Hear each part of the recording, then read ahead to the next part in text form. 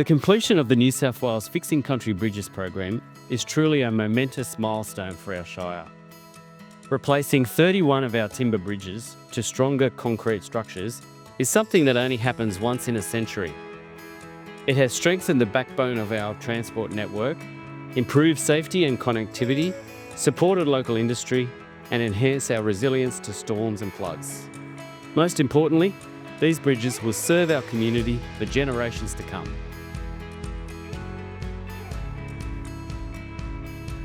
We're at the beautiful Tallowwood Point Bridge here in Glenaford Valley, an iconic spot for family and wedding photos in our Shire. So this bridge was actually the first bridge completed under the Fixing Country Bridges program. Back in 2019, the bridge suffered a failure in its pilings, which led to it being developed as the first bridge to be renewed. So the bridge required a full replacement, but based on strong community feedback, it was important to retain the beautiful aesthetic nature of this timber bridge, particularly given its beautiful surroundings here in the Glenaford Valley. And that's why a hybrid type structure was developed with the concrete substructure and the beautiful timber top of the bridge. So I'm John Fife. I'm the group leader for infrastructure for Bellingen Shire Council. Bellingen Shire's timber bridge network is the fourth biggest timber bridge network in New South Wales. So Fixing Country Bridges is about enabling us to be able to replace those bridges so they're more resilient for the future. Well, good morning everyone, and thank you so much for joining us here today to celebrate the completion of the Fixing Country Bridges program. This milestone represents one of the largest capital works programs in the history of Bellingen Shire, with 31 bridges replaced to significantly improve safety, resilience and accessibility for our community. So councils right across the mid-north coast were struggling with the problem of ageing timber bridges. And back in 2017, Bellingen Shire Council joined forces with Kempsey Shire and the Port Macquarie Hastings Shire Councils to create the Mid-North Coast Joint Organisation of Councils. Through the joint organisation was developed the Timber Bridge Renewal Prospectus, and from that came the funding for the Fixing Country Bridges program. Bellingen Shire was able to secure $30 million of funding, which has allowed us to replace 31 timber bridges with new concrete structures. I'm Harry Chapman. I'm the Environment Officer with Bellingen Shire Council. The Bellingen River is habitat for quite a few threatened species, but especially the critically endangered Bellingen River snapping turtle. There's also giant barred frog, the microbats, and the grey-headed flying foxes as well.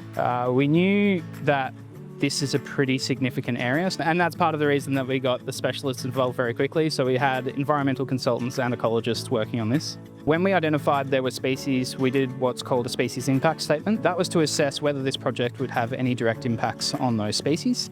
Hi, I'm Adam Tyrrell. I'm one of the civil project engineers for Bellingen Shire Council. It was actually quite a large colony of microbats here, and that was due to the age of the bridge, all the girders and corbels underneath. The microbats found as good habitat, so we had to go through and under night shift do exclusion of the habitat. We had to design permanent microbat habitat to replace what was we were taking away from Hobart. So there was two types. There was a concrete habitat and a timber habitat, which we used existing or reclaimed bridge timbers. As you can see up here, these are the temporary microbat boxes. So they were put under the old bridge as temporary habitat. They were moved across to this new bridge. So the ecologist did the initial inspection on the bridge. So they had to do fly-in, fly-out surveys, and then they'd use thermal cameras to check, if there were bats still in the bridge, to do the full exclusion process to allow us to start demolition on the old bridge. One of the main benefits of replacing the timber bridges is resilience. It's the fact that they are much more resilient to bushfires, to floods. It also means for council that it's far easier for us to stay on top of our asset base. Timber bridges are quite high maintenance, and especially those aging timber bridges. They take a lot of resource, a lot of personnel away from other activities. What Fixing Country Bridges has enabled us to do as a smaller council is be able to get back on top of our maintenance burden and be able to look to the future with being able to keep investing in our infrastructure. Because Fixing Country Bridges is such a huge program, We obviously had to extend our resourcing to be able to deliver the programme with local contractors, with other local councils, as well as our own resources to deliver such a huge programme in such a short space of time. So we really want to recognise those other contractors that have chucked in to help in with such a valuable community project.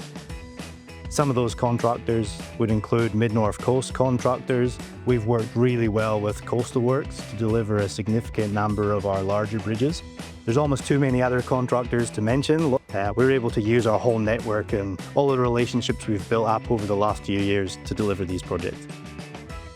So now that we're approaching the end of the bridge project, we're starting to go through and do some rehab. So these trees that we've planted through here, Alocasarinas, they're trying to tie it in with the existing environment. The other benefit is that these species of trees are also food tree species for the glossy black cockatoo.